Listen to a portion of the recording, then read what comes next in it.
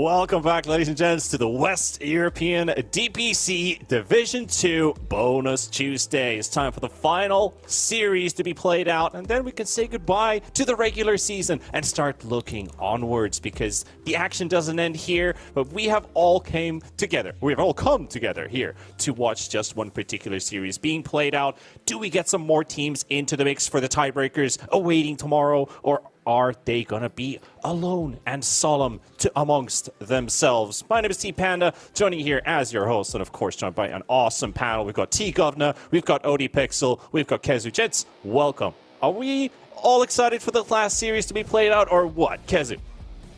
The Gork is playing, my man. Come on, this question answers itself. It's Team Ball. Today's the day.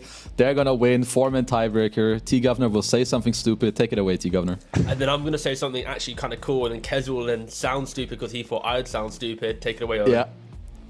What happened? I wasn't listening because I knew you guys were talking a load of rubbish. Yeah, it's going to be a great roll the game today. recap. It's going to be a great game today. Team Bold Reborn versus Iridium Thunders. Team Bold Reborn, they may have lost every series, but what we do know about this team is that when there's no pressure and there's nothing on the line, that's when they play the best. So honestly, if I was Iridium Thunders, I would be very careful today, because today is the day that they could do it. Team Bold Reborn could do it. They could take the series. And they almost did it yesterday. They almost did it Sunday, but let's take a look at the recap from the second last day of the regular season. We kicked off our day with Alliance versus Ivy. And starting off from the first game, Alliance, they first faced the Ricky Marana. They added up themselves a really neat lineup, followed up by that last pick, Tidehunter. But for a moment, Ivy did hold on to a very good grasp of this game, T-Gov. Yeah, I mean, this was a stellar performance from S4 and his Tidehunter. You mentioned it being last pick. It felt like a last pick. He was a thorn in their side. And on top of that, Charlie, once again, I think he really just proving why he's a pretty stable carry, at least in this division. And finishing the games relentlessly with high pressure and high impact in the game. So yeah, overall, I think Alliance just finding their footing. And really liking where the Tri-Core is kind of landing now in games. But they need to find that consistency in draft to be able to make sure that they can actually execute in game. That is definitely for sure. And Alliance, they are currently on a 5-series win streak as well. They lost the first 2. They were 0-2, went 5-2 to finish it off, and they're in for the tiebreaker battle, because game 2, when we headed over into game number 2, it looked much more convincing than that first game, where they did crawl themselves together, huddled up, and just took care of Ivy. But game 2, Kezu, was much more clear. I mean, I think Chuen on the Ember, he was kind of owning. I feel like in this game, everyone from Alliance was kind of doing the job. Everyone's owning. S4 bought Greaves to go with his team. Charlie had a pretty free game on this Naga into this Nature's Prophet, Broodmother lineup. Chuan was kind of running around with his 2 supports, killing everyone. And yeah, I mean, look, going forward, I think Alliance, after a very rocky start, I feel like they did everything they needed to do, in order to put themselves in this position. And at the same time, they should be feeling pretty good, I think, going into tomorrow.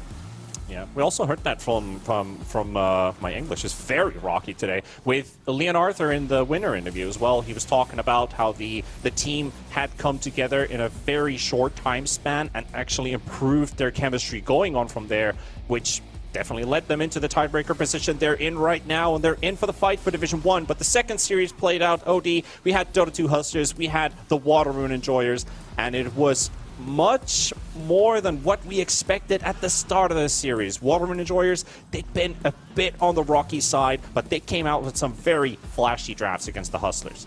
They did, and a couple of games, both of them went around the 50-minute mark. It was good. It was nice to see from Waterman Enjoyers, of course, a team that's had a tough time in this Division 2. But at the end of the day, that's kind of what you expect maybe of a squad like Waterman Enjoyers. They're good players. These guys, they know how to play the game. But when it comes together especially in this tour's Division 2, some of the other teams have just looked so kind of well stuck together. The team play's been just on another level, really. It's definitely been the highest quality that we've had of Dota from a Western Europe Division 2, I feel, in all the tours. The Division 2 is just getting better and better and better, and unfortunately for Water Rune Enjoyers, they weren't able to keep up. They're able to give some great fights, 50-minute games, as I say, both times against T2 Hustlers, one of the teams that could be going through to Division 1. But yeah, unfortunately for them, falling short here this Division 2. Yeah, that series, that did cost them the relegation out from Division 2. Won't be seeing them at least until we probably pop out the qualifiers. Let's see if they get themselves a close qualifier invite, for example, because they were already part of this division. But we don't know that far into the future until yet. But one thing, Kezu, which I really liked about this team was Stoikov in that mid lane. He was a very impactful player, and I wouldn't be too surprised if this team does not stay together, for example, might get picked up to another team in Division 2. Who knows him in Division 1? Do you think he's ready for that? This guy is good. He's got the potential. I think in nearly every game where like we watched WeU Enjoyers play, I feel like he nearly always had a good performance. He was so which heroes did he play? He was looking good on the Pango. He was looking good on the Puck. I think he played multiple Ember games, and I even knew this like from before in my pubs. Like this guy is always like top 100, top 50. This guy, honestly, if teams need a mid laner and they want to take a shot at someone, you know, who hasn't had too much experience and has the room to grow, I'm sure he's a solid pickup. Same with their carry too, Impala and Timos, I think. These two are both very good.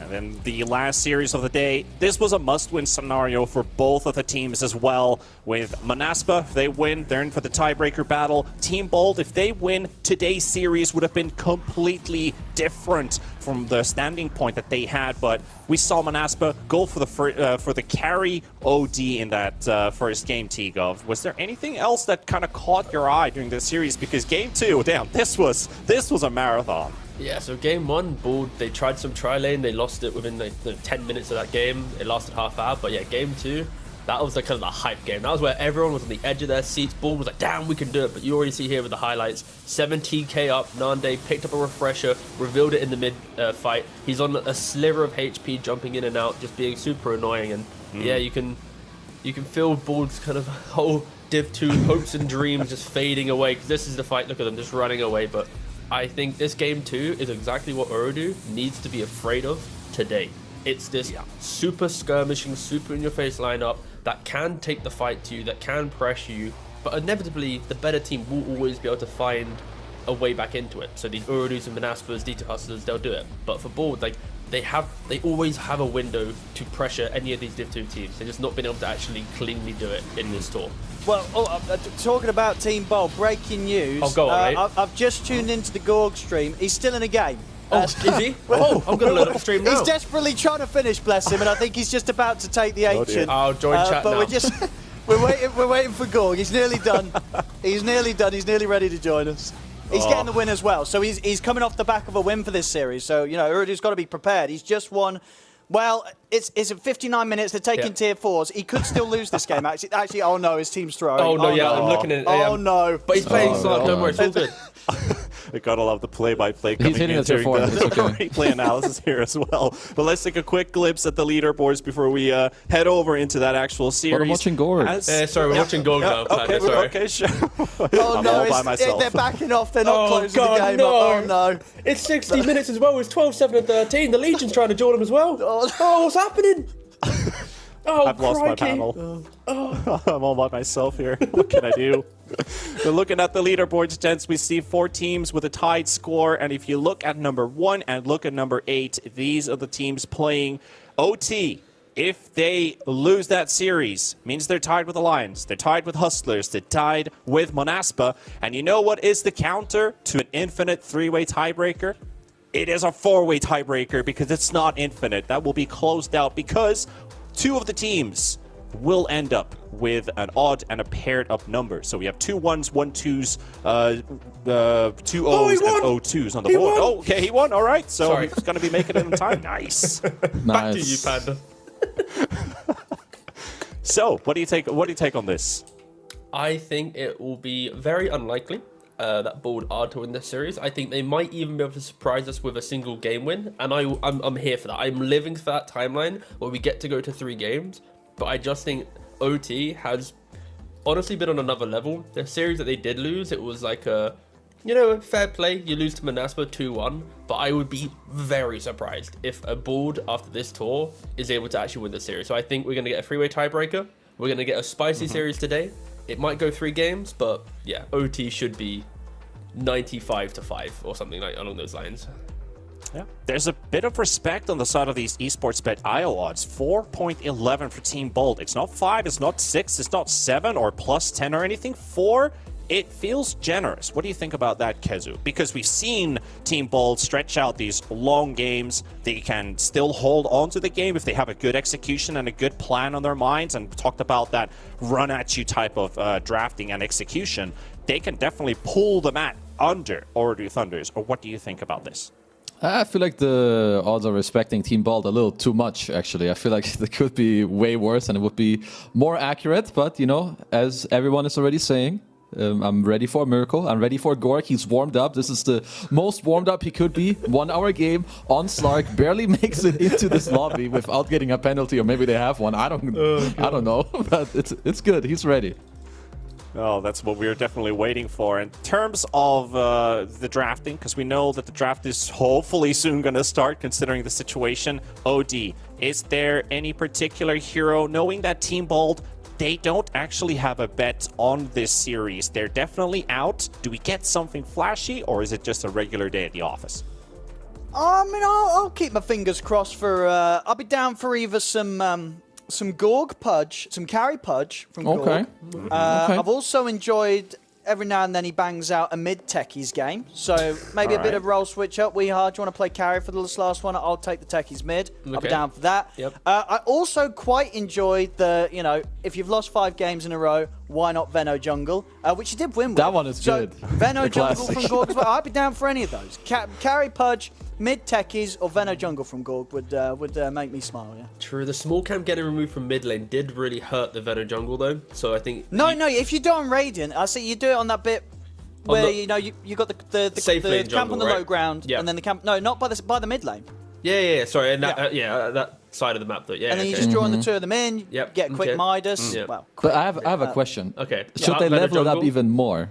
Because, sorry, OD said they lost 5 games in a row, but they actually lost 6 in a row. Is there like Oh, a 6 with it, yeah. level up of the Venno jungle? What's the next one? well, probably Necro cliff jungling. Yeah. And then you realise it doesn't work. And then you just sat on the cliff. Yeah, that's a good one. Cliff, that's true. Who else can cliff? I mean, obviously Prophet Nature's can TP, Prophet, but that's TP. boring. I mean, if you had No, to pick... no, anyone can cliff. You just have to have a hero that can put you up there. That's what I was about to say. That's why I was actually going to go. Great minds Yeah. think alike. I was going to say you can get like some Nature's Prophet to sprout, bug them up there. The shards bug them up there. And then it could just be any ranged hero. That's actually a really good point.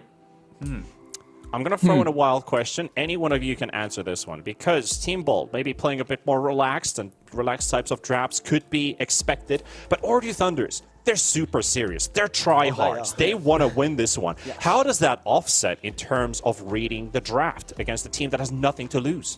I will jump on this one. I think because Ooredoo is striving for Division 1, and Bold has been a team in history that has clawed back teams away from success, right? Think about Alliance. You know, TI qualifies. You want to try and do this qualify run? No, you can't beat us. Lol, you're out. So I think for Bold, we're talking about like the meme picks. If anything, I think they'll just continue trying to be a real team with the real drafts. They might change a couple things, but I think for Bold, the biggest win that they can get is by just annoying Ooredoo, preventing them from going cleanly to Division 1, whilst going quickly. Oh my god, he is shut. Oh, There's 2 people that eating, is a by the way, it's lot not of just pasta one. right now. Oh my Yeah, boss man's gotta man, eat. calm down. Just had It's an an hour game. You improvement gotta eat. from it's an improvement from last time. Last time in the first phase, Weeha wasn't there. True, he wasn't. At least this time around, he knows what they're maybe doing. So Should I we like just that. leave player cam on GOG the entire time and just watch him eat? It's just like a silent mukbang video now. PGL really has new heights for their entertainment during draft. I mean, we do have audio recording, so there God, might be no, a I don't chance hear where we them actually munching. hear. But yeah, I don't think we want to go that We gotta far. listen in with GOG.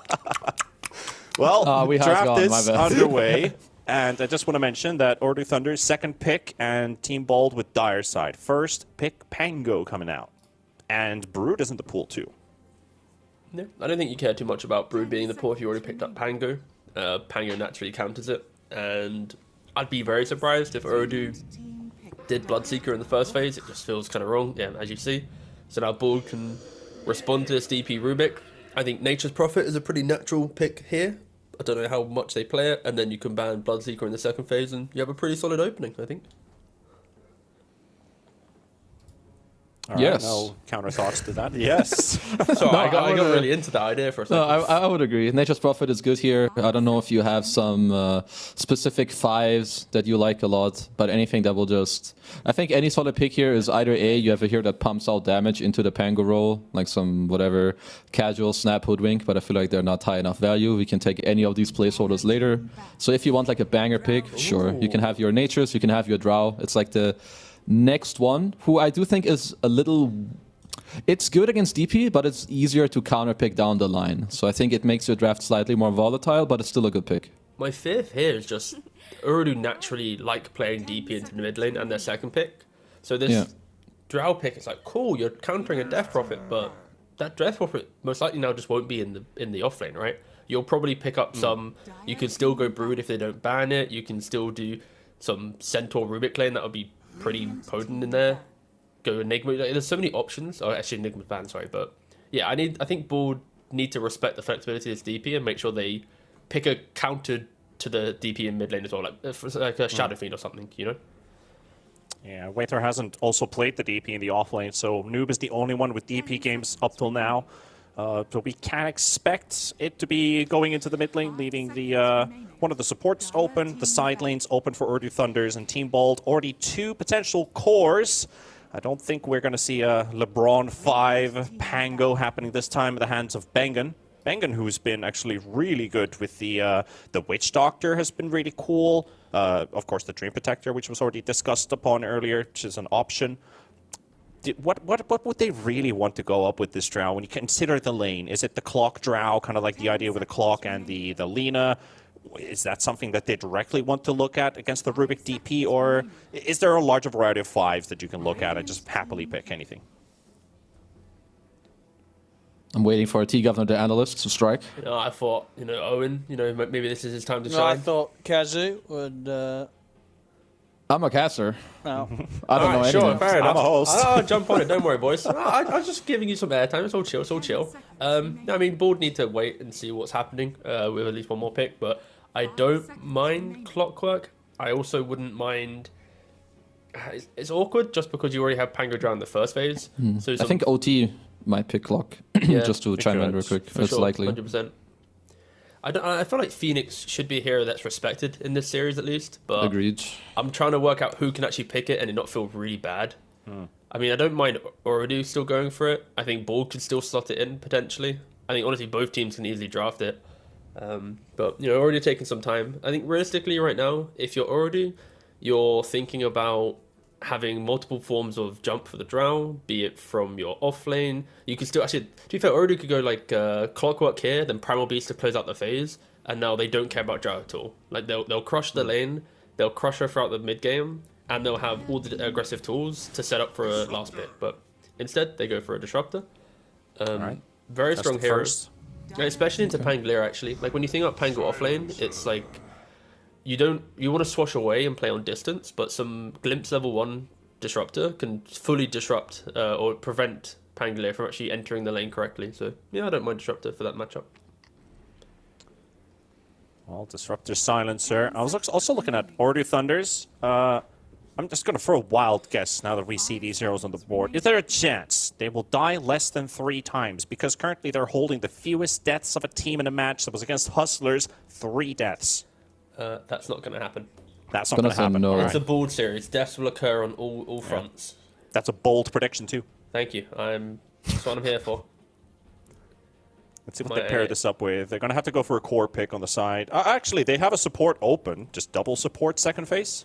They kind of have to be fair. When you open Pango and Drow, like, if you don't pick double support here and you show 3 cores, like, face-up value, it's not the best at drafting. And then, I was mentioning the Brood, that I expected it to get banned. I didn't even look at Board's bans. It's just there, teed up for free. Just, take it. Yeah, they wanted to provide the Pango a good game, but the Brood now also makes the Drow's game a tad bit difficult. And the supports, they just get chewed by this. Nice echoes, though.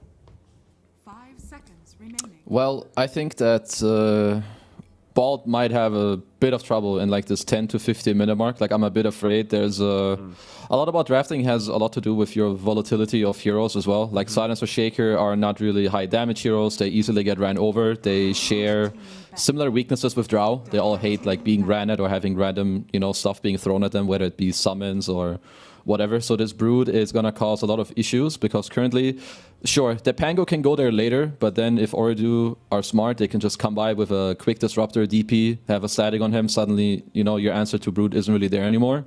And you may run into a huge lack of damage because DP is tanky, Brood is going to buy these auras.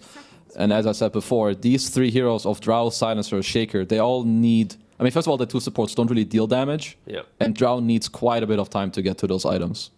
They basically all just set each other up to try and help each other get kills, but they don't actually have anyone who does the killing below, outside of a Pangolier. And that's a Pangolier that 9 times out of 10 has been the off lane for Team Board.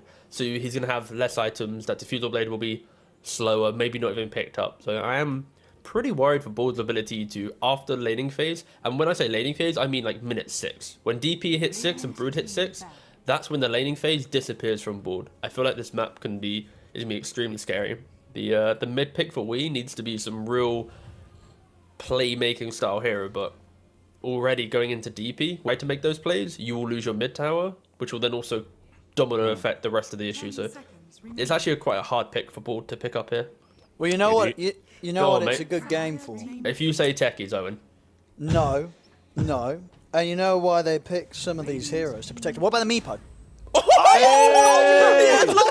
saw the shaker. I saw the side that's paint. I was like, You they're are setting God. up for something here. You're a They're setting God. up- and it's a good Meepo game. It's a good Meepo game. Yeah, There it's we a go. good Meepo game. Look Oh. at that. It's a good Meepo game. All right. Here we go. Well, I mean, there's some Siphon, there's some Static Storms, there's some... Nah, yeah, but you don't care. You're just going to kill them. You just kill the Wee's Death camera Prophet, frozen. kill the Disruptor. Simple. Oh, Fair great call. play. I respect it. Bossman sits silent the entire draft, and then he goes Meepo. That is a Great, gem. great timing for it too. So Meepo comes out. Ordu Thunders, they need a core. They need a carry here. T2000. What's good Play against the Meepo here? Meepo.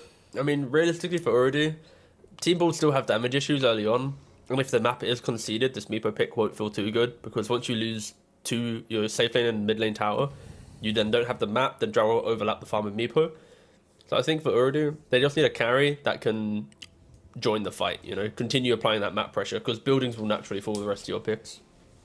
Oh, this is the one Elder Titan carry game of anyone's life. Just because you played to me. To be fair, Nullify Oh, does kind of girthy. hurt you a lot when you're ET carrying to Meepo, but I guess there's no real Nullifier buy for Board, but... I mean, I highly doubt they'll pick it because there's like No, true. That would be hype, yeah. 0.1 percentile of players that would want it in this case, but yeah. And, okay, sure, let's go Nature's All right. Prophet. Okay.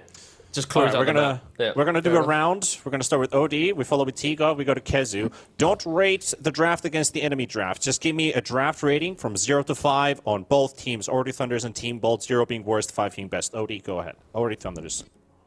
Wait, I did both teams or one team? I can do both. I can do both. Okay, Team Bolds definitely gets a 5 out of 5, and Uridu's, they get a 4 out of 5. All right. Game's Tiga? over, boys. Pack it up.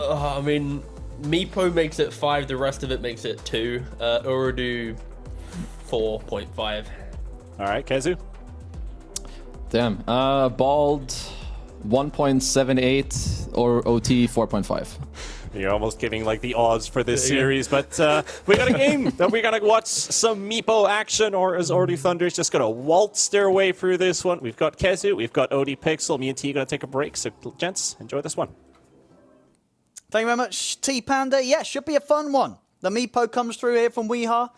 In the game, the series, of course, that as we know, Team Bob Reborn, this win won't do anything for them other than the satisfaction of knowing that they will force Urdu Thunders to go through the struggle of the tiebreakers if they're able to take this series against Urdu Thunders. Of course, Urdu Thunders at the moment in that top spot, looking pretty untouchable. And, I mean, Kezu, as I say, will we get a close game or could this get messy? Because Urdu Thunders have looked pretty darn good this Division 2. Well, we could get a close game if could. WEU pops off. Okay. It is possible. I don't think it's a horrible Meepo game. You know, he's playing into. He's gonna do fine in his lane. He can do chill in the game. But the problem is their lineup is so volatile that if things go wrong in like the first, like the 6 to 10 minute mark, as we touched on in the draft, then we're in for a messy game. No, absolutely, yeah. It's going to be very, I feel like, 10 minutes in, we're going to know which way this game's going. So let's have a look, see how this starts off for both the teams here. Team Bold Reborn, ladies and gentlemen, against Ooredoo Thunders, a WEU Meepo, returning for the first time since... I wonder when was the last time he played Meepo in a professional game? When did we last see a WEU Meepo? It must have been a long time ago. Probably a while ago. Yeah, like years ago? I don't know. Oh, maybe I can get it up on the old... I'll do some research. Check the statistics. Some WEU search. And get it? WEU? No, I'll do some WEU search here. I chuckled. Thank you. Yeah. There we go. T-Panda there. Wow, less than I 10 thought. months ago. So it's been 10 months. It's been nearly a year. I don't know what happened 10 months ago. If he won or lost with it, he probably won with it. So I'm gonna say he lost. he has a 100% win rate on Meepo within the last year of gameplay. Team We're talking about a pub game. Oh. Okay. Gorg and Bangin, they'll be able to hold their ground here, but Ooredoo Thunders, they'll get the majority of the bounty runes. 3 bounty runes here for Ooredoo Thunders to start. Oh, no, 4. Oh, wait. Oh. Well, That one was just chilling. okay, they got 4. Well, okay, well, they're happy with that start. That is a good start for Ooredoo Thunders. That gold adds up. Well, we'll see. Team Bold, they don't need the money. They wanted to sort of give themselves a bit of a tough start, I'm sure. Bit of a Yeah, challenge. they want to play the hard game. Exactly. That's how confident they are in the WEU Meepo. He's like, you know what? He told the team, he's like, guys, don't pick up the bounty runes. I got this. So let's see. Let's see how it is. I Yeah. mean, how does the lane go? WEU Meepo versus Noob DP. How's this matchup, Kezu? Sounds like a very chill lane in terms of both of them should just farm. I guess eventually it might get a little annoying for WEU, but I think once he gets to clone with the passive and he just heals up a bit, he should be fine. I think the important part of this lane is going to be like this 5-minute mark, 6-minute mark. If DP gets some runes and some rotations, then WEU can start bleeding, and that's what they need to avoid from happening. Take quite a bit of damage here with the siphons. So he'll be fine. He's got a fair few tangos still to play with. And these side lanes. I mean, overall, obviously the Spider coming in late through the draft, 4th pick. How much of a problem is this Spider for Team Bold? Like, do they have means to deal with a Spider that starts to get out of control? Or is it pretty rough? I think it's quite a big problem. And to talk about the lanes real quick, having the enemy team get 4 bounty runes is not ideal. And also when you get mid lane some pressure, no, just chilling. Like to go about the brood again. When you play into this hero and you have like a support that doesn't really protect you, it can be quite hard because this hero can run you down really nicely with the E. So I feel like this top lane with the Drow is also very volatile. Let's have a look. Let's see who's going to be getting the first kill of this game.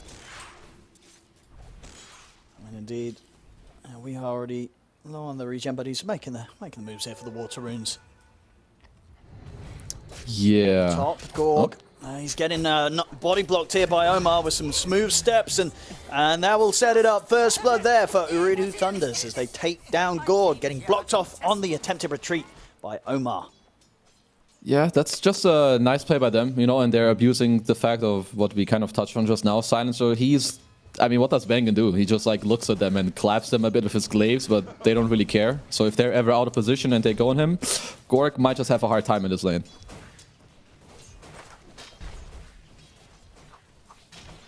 Let's see how Zipzapper can do this game from the off-lane Pango. We have seen him have some fun from this position before.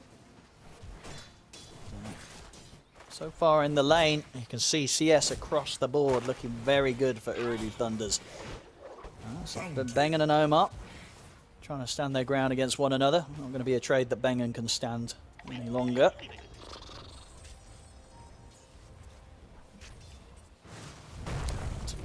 Bottom lane, Team Bold. Get the block off onto Kaori. See if Pablo's got enough damage to take him down with these right clicks here. 2000 TPing forward to try and get the kill on Zipzapper, and he'll do it. Teleports in, closes the gap, takes the kill. Kaori's going to be able to survive, and now Pablo's also going to take a fair bit of damage on the way out. Nice moves here from Uridu, keeping their cool after the pressure from that Fisher. Nice cliff. These lanes are not looking too good. Oh, no, Top lane, Gorg. even another kill. Yeah, and Gorg also going to have to try his best to scramble towards the tower. But again, Omar with these blocks causing issues for Gorg. It's going to be a double kill for the Rubik here 4 minutes in. He will die, but it's very much worth as they take down both heroes from that Team Bold safe lane. Okay, so I'm worried at 4 minutes, but it's about to get a whole lot worse in like 2.5 minutes from now when all these heroes get their 6s. As bottom Corey should be okay. Looking at the swashbuckle, because when these heroes get 6, you have the Prophet ult, you have Brute getting 6, DP ult. I feel like Bolt's map might just start bleeding even more. I mean, this top lane's just so scary here for Gorg and Bengen. They've just TP'd back into the lane, and each and every time, Wuta being able to step up and trade hits with them. Omar doing an excellent job of harassing both, playing very solid here to Rubik in lane.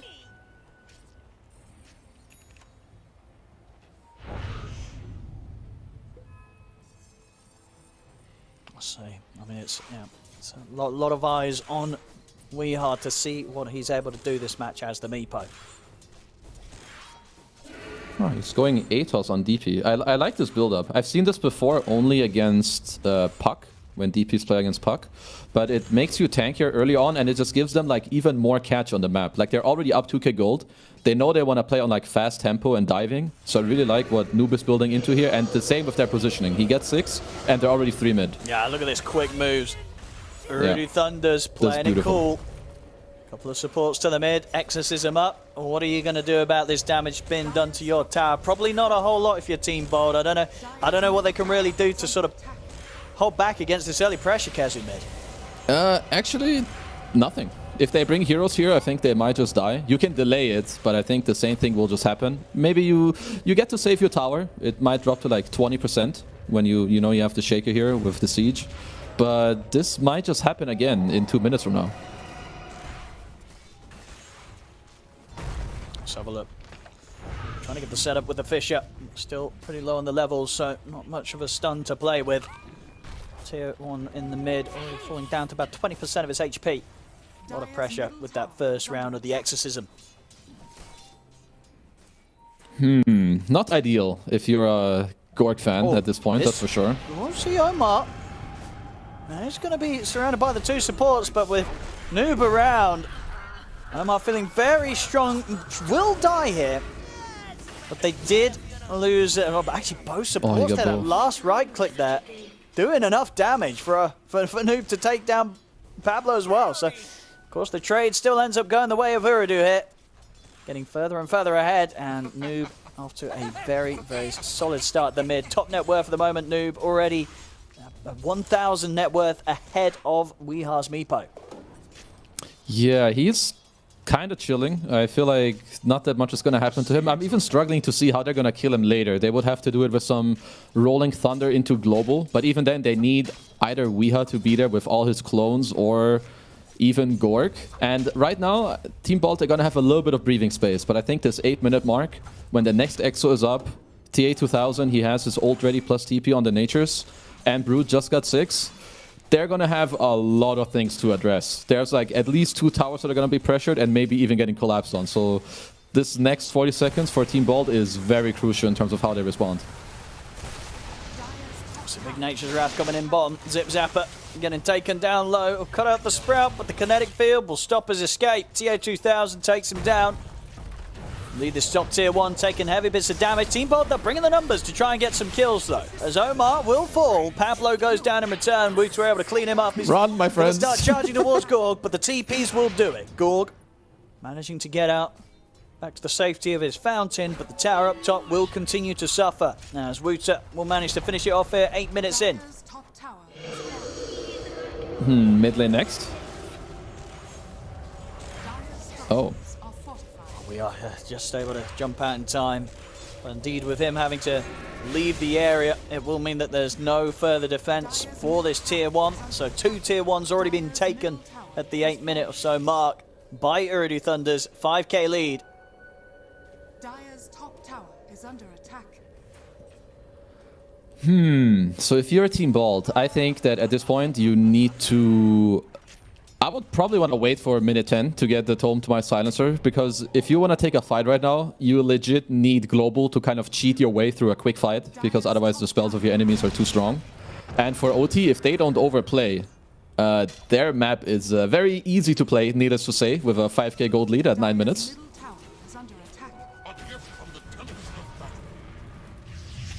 There's an Atos already. That's definitely going to be one of the faster ones you'll see on a Death Prophet here, Noob. Oh, bottom. It's a good attempt here from Team Bold, and it will be a successful one. We are making the magic happen here with Pablo. They catch out the TA2000 Carry Nature's Prophet. It's a big kill. You got ganked by the surprised Weha from coming around. Should be okay. Never mind. Athos. Bless him, he can't get Zolt off. They just got so much to interrupt him. Urdu Thunder's really making Zip Zapper feel the pain there. Between the amount of disables, roots and such they have to play with, they still had a silence if necessary. So it's super hard for Zip Zapper to get out of that sort of situation. He goes down. Tier 2 will continue to get pressured, and already beyond it, Kaori is eyeing up Bengen. Spiders are being sent in as well. Glimpse back, there's going to be no chance for Bengen. Another kill for Uridu. 11-4 at 10 minutes. Pablo, maybe with Gorg they can find some kills in return. They can. They'll be able to cut off the escape of Wuta. And also able to take down Kaori. So Team Bolt, they will manage to punch back here. Uridu Thunder still continue to hanging around the area. So see if Team Bolt can get their hands on anyone else. Doesn't look like it. Both Noob able to make it out. Half the way towards his boosted travel. The items continue to fly out for Noob. 10 seconds until the next exorcism as well. So Noob can look to play aggressive again. But a little bit of a punch back from Team Bold. Getting some of the kills. Getting space for Meepo. You know, Weeha's got his Blink Dagger. He's going to go of course, with that Dragon Lance. Get that very cost-efficient stats online for the Meepo. And he's making okay time on it. He's the top farm at the moment on his team. But as we can see on the net, we're still quite a bit behind those at the cores of Uridu Thunders. Yeah, I mean, right now for Bald, you know, these couple trades they had, they're really good for them. Like, if you're trading 1 for 1, even 2 for 1, when you're this far behind, it can be pretty good for you. A lot of your subs, they need this net worth, they need this XP. I also like that Weeha has a Blink to at least kind of give his team, like, a little more help of, I can go and you can global and then you can roll as Zip Zapper. Uh-oh. He tried to clear the wave. He will get the roll off this time. That's good. So we'll manage to roll away. But it's another tower that we've taken without Team Bold being able to put any sort of stop to it. 11 minutes in, Tier 2 taken on the top lane. Yeah, you hate to see it. But at this point, if you're Bald, I feel like you only have 2 real plays. You try to play like on the outskirts of your jungle, where like you dance in a way where you bait OT to go too deep. This is not too deep, as it's just a free kill. Or you fight with global. I mean, just so much control here. Static Storm's going to get laid down. Bengen's going to fall pretty low to the curse that was used against him. In fact, it will end up finishing him off. Gorg also unable to step back here. 3 dead on Team Bold. Uridu just completely owning the map right now. Okay. Okay. Next plan when they have. We are. Hello. He doesn't want no plan. They're going to look the jump on to Kaori. That'll be an easy kill. For Wii. Nothing to be done here from the Disruptor, as Team Bob will manage to take him out. So Weeha showing us a bit of a glimpse of maybe what he's going to be able to do to hold on to this game here for Team Bold. Okay. You know, Weeha is pushing the tempo a little bit. I like it. Getting some of these kills, going some aggressive items. I'm a fan. I would like one of them to at least make sure to stay around the spot area. I think Gork is doing a good job. To like just, you know, keep the farm up, just make sure you don't play too clumped up, because you are 6,000 gold behind. It's not too easy for you to play. And if they can slowly, you know, chip in on this Blink for Pablo, which is, you know, it's not that close. He's about halfway now, but that is, I would say, their biggest comeback timing in this game is going to be the Shaker Blink Dagger. Absolutely. They're going to see if they can maybe get a kill off the back of this smoke to help boost that gold that Pablo's trying to build up. Quick smoke and head down to the bottom lane. Now we're moving with the 4 of them. Gorg's around if he does feel it's necessary to step up, but Uridu, they might actually find Gorg whilst the rest of Gorg's team is looking for them. So set up make with a the profit. ATOS. Yep. I've got the vision here for the glimpse back. Gorg in a whole lot of trouble. Team Bold were able to wrap around the back though, and they also got the carry kill themselves. So an even trade. That's and a good of course trade for for a them. team behind. Yeah, a favorable Another one one. for Team Bold. They're making it work at Team Bold. They're down 7k, but very much not giving up. They know that they can make plays to get themselves back in the game. They've got eyes on Noob moving in the river. WEU's in with the jump. They've got the fire. Fisher Static Storm will get laid down, but that's Noob taken down. A whole lot of money there going the way of Bang, and he's the one to get the last touch on that kill. But Team Bold doing their best here to hold on to the game, and a couple of kills like that, they don't get much bigger than those two. The carry in the mid taken out. WEU's going to keep it going. Finds Kaori. Takes down another. Kezu, WEU, he may just be able to do it this game. Yeah, he's a monster. I like how they're playing right now, where they're forcing fights away from the Broodmother. I do think for OT that they're slacking a little bit. I think for them, they need to play a bit more together, like at least have the Broodmother mid so that he can connect bottom, or maybe just force a Roche. But what Team Bold are doing is great. They're trying to like fight away from it. WEU is getting like these scrappy kills where the enemy team is not together. So yeah, now they have Global again. Pablo got a bit closer to his blink. The only thing is now they're forcing Roche, and if I saw it correctly, I think Omar has stolen Fisher on Rubik, which is very annoying for a lot of these heroes, especially WEU on this meepo. Not to be too shaken up after those last few losses, Urudu. Straight into the pit they go. And of course, Team Bold not in position to do anything about this. They'll hit it with a scan, but it's already too low for Team Bold to have the time to step over. Full Greaves done on Wooter as well. So it's going to be a little bit harder for Team Bold to be able to jump these heroes and burst them before this sort of sustain comes out.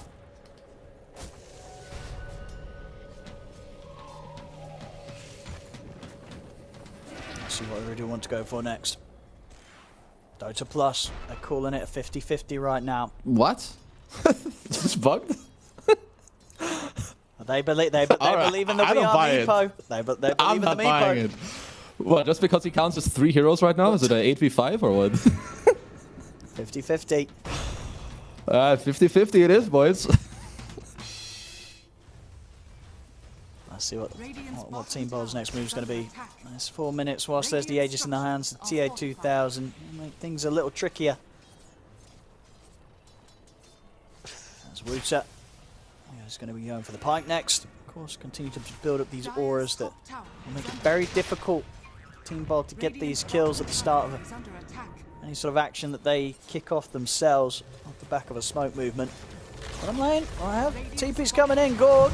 Let's see if he's going to be able to get out of this one. They've got eyes on him. He'll turn with the gust to try and put a stop to a potential glimpse. He'll get into the tree line, go for the TP, and he's done it. He's out. Nice gust play there from Gorg. They'll lose Bengen, but Gorg will survive. And top, WEU. He's got the opening. And that's no grease. Should have the control. It's a bit of an awkward spot for the meepo to attack from, but he will find it. And Wooter, he's going to get out. He's going to get out. He's fine. Ends up in a sort of awkward position there where WEU couldn't quite get the melee hits, being kind of on the edge of the cliff, the spider. So we are not able to take him down there, but getting very close to, though. Wooter only just getting away. Both teams definitely need to be a little careful. I mean, both of these teams, they have a lot of pick-off capability. Like, once Zip Zapper is forced to TP top to defend from the Pango, Team Bold need to really get out of bottom quickly. Gorg did he was nearly overstepping his welcome, but he delayed with the silence. And then same with Wooter on the Brood. When this entire team shows bottom, he needs to be a little careful. I think him getting to live there is a little bit illegal. So a little lucky on his side. Team Bold. Just seeing if they can catch one of these calls alone again. They're going to go straight deep into the jungle. They'll have eyes on TA2000, but it's close to the tier 2 tower. Not really something that Pablo can set up onto. And swinging back round mid. See if they can get behind the push that Urudu Thunders is trying to get going. Still 2 minutes into the Aegis left from TA2000, and more than ready to join the squad on potentially their next bit of pushing action. Top tier 3's already taken a bit of damage here from the pressure that Wooter's applying, getting the creep shoved in. Well, it's game is down, which I think is not that bad for Team Bald. They're getting to some items that they want. Zip Zapper is gonna get closer to his blink continuously. Pablo's getting towards, you know, his shard slowly. He already finished his blink. I think for OT they could speed up this game a little bit. Either try a smoke around, maybe not like into the tier 2, but like into the triangle. Or if you don't feel safe with that, you could exit the tier 2 just to apply some pressure. Because I think this slow gameplay, I mean, I wouldn't say it benefits one team much more than the other, but when you're up 8,000 gold, I think you can turn it up a little bit.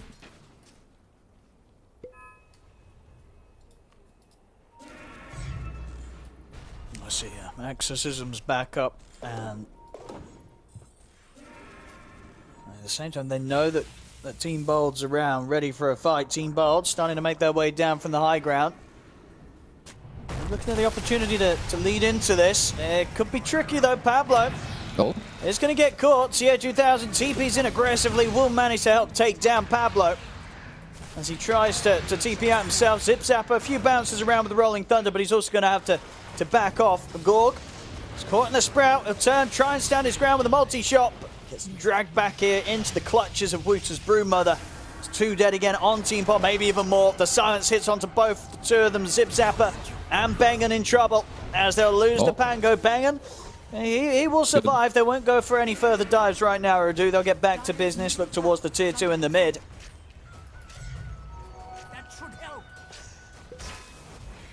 Ooh, Kaori is setting up bottom. He's eyeing Weeha right now. Let's see if Weeha's got anywhere to play his way out of this one. And they're going to pop the Exorcism, but the Global's going to come out to try and give time Weeha to back away. See if he can play his way. In fact, he's going to go aggressive. Jumps in for Kaori. And now look towards Noob. See if the micro can get him out of this one, but it can't. It's too much damage from the Death Prophet. Weeha goes down. Meanwhile, back over in the mid. Further losses here for Team Bold as Uridu getting close to being able to pressure the high ground. Stolen Fisher sets up onto Gorg. He's got to be careful to clear out the spiders quickly with the swashbuckle.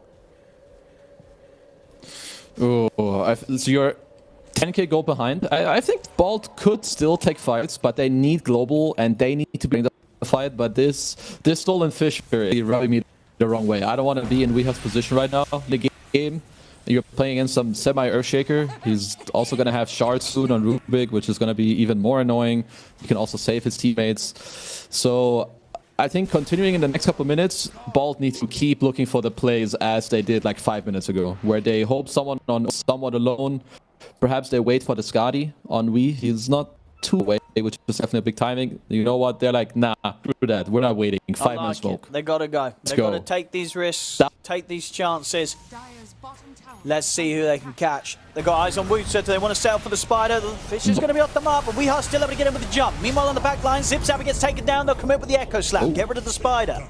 Wooter falls. Team Bold, they're able to find the pick off. Maybe looking for more here, Kaori. Tempted to control Weeha with a glimpse back into the kinetic field, but won't actually manage to lock him down. He ends up dying as Gorg kind of goes in very aggressively to ensure that he takes down Kaori. Will cost him his life. There'll be a buyback straight away as well from Kaori. As Uridu, they want to try and maybe pressure the high ground now. There's 3 heroes dead on Team Bold. Just Weeha and Pablo left alive and no threat of the Echo Slam. In fact, Pablo himself, maybe no threat from anything from him at all as the Stolen Fisher catches him. Another kill for Noob. And Uridu up to the tier 3s they go. 4 dead on Team Bold. Weeha's farming. It's okay. He's getting closer to his Skadi. Obvious sarcasm. It's not okay. It's not looking too good for them right now. For Bald take this next fight together. But like when you have this global, it's gonna help Weeha a lot. It's like some old ancient combo where you have this Meepo who's gonna go in with a global, because how do you counter Meepo? AoE spells. What does global do? You can't cast spells. You math. Next fight, Team Balls together. Rampage for Weeha. I'm calling it now. Let's see if he can do it. Can he make the dream It's very happen easy. for Very Team easy. Bold?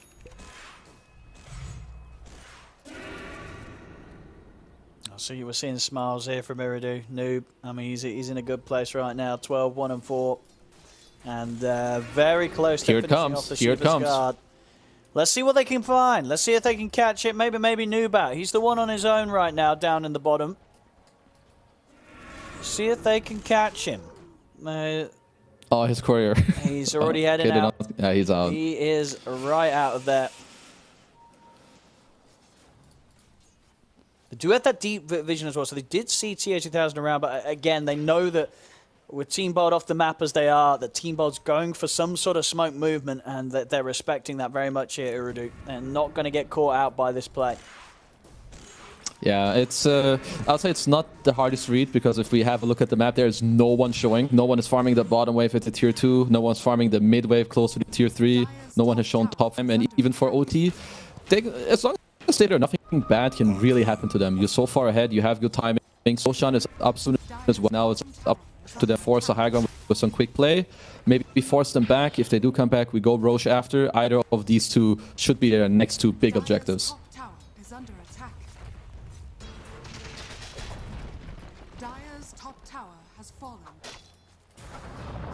See what they can do here. Zip Zapper. Sure. It's going to hold them back for now. Maybe give Zip Zapper a chance to live. Nah, the follow-up silence is too much to lock him down. Zip Zapper taken out. Urudu Thunders removing the top barracks here from the base of Team Bold. Zip Zapper will come in with the buyback. Weehai's going to be quick with the jump. They'll try and come in with the global, but Noob pots the BKB straight away to remove it. Stands his ground here against Meepo. That's going to be Weehai out of the game for 50 seconds. They're not able to burst through Noob, especially at this point with the Shiva's guard. He's absolutely massive here on the Death Prophet, and they'll tap out. GG is called. Urudu Thunders will take this game 1. Yeah, these guys are good. Their draft is pretty solid. They played well in terms of, you know, their tempo and how they move together. I do think they're a bit more clean. But yeah, this was a hard one for Team Bold, especially after already maybe after they got 4 bounty rules, your lanes are a little bit in shambles. Yeah, it doesn't help. No, they gave it their best to try and play from behind, and we saw, some glimpses of action from Weehai on the Meepo. Yeah, and 6-3 and 2. You know, it's definitely not the worst KDA. You know, it's positive. But yeah, true. There's a little too much for him this game to be able to carry. I mean, Urudu Thunders. Yeah, they've got come in with serious business on their minds today. They want to win this series. They don't want to have to deal with the tiebreakers. They want to make sure they get this win here today and go get that guaranteed spot in Division 1. We'll be able to bring the panel in to see what the guys have to say about this one. T-Pan and T-Gov, but the Meepo it wasn't enough. It couldn't quite do it this game, even though there were some fun bits. Yeah, rightly so. I mean, I'll happy jump on this. I think for Board, we didn't really get too inspired for the first 4 picks. I think we're all happy to see Weehai get to finally pick up his Meepo.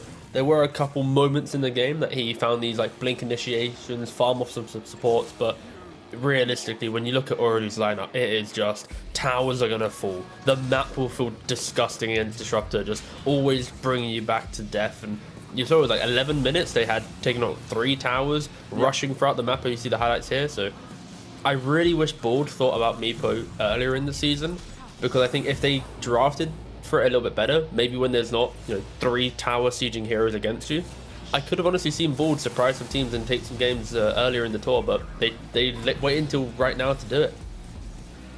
Yeah, like Urudu Thunders, they go for 3 cores, which looks like a real pusher lineup, going for the speed run, apparently against Team Bold Reborn. And, they've been waiting all day for this one series to kick off, the only series of the day, and they're like, let's just wrap it out, like, get it out of the way as fast as possible, when you have heroes like the Brood on the NP.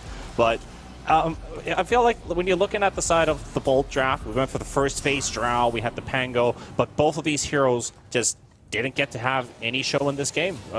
What was mainly the cause of that? The loss of the map too fast because of the pusher lineup? Was there something that they could have maybe done a bit more to get Pablo's Blink Dagger earlier? What do you what's your take on this? Do you want me to jump on this one again, boys, or? Take it, sir. Realistically, no. I don't think anything can really be done. When you have a Silencer Drow lane, especially against an 18-pick Brood, like, you don't really win that lane, nor you play the map. You then have a Pangolin off lane going into Disrupt to Nature's Prophet. Again, that should go incredibly well for Nature's Prophet. And then your only saving grace is maybe this Meepo.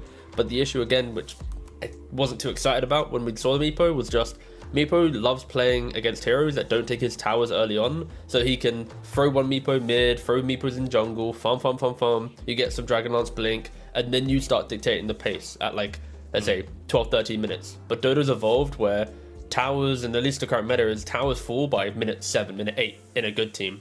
So I feel like for Board's lineup, it would have been perfect if there was no structural siege against them, right? But in the opposite, it's like you have all these heroes. So I feel like this, from the draft, it's like Urdu should never lose this game unless they really do feed themselves into this Meepo, but it's also kind of hard to do because it's not the perfect Meepo game. So yeah, it's a rough one for Board, but I really wish they did this Meepo thing earlier in the tour. Like we actually had some like moments where it's like, but again, the draft is just too dire for them, I feel.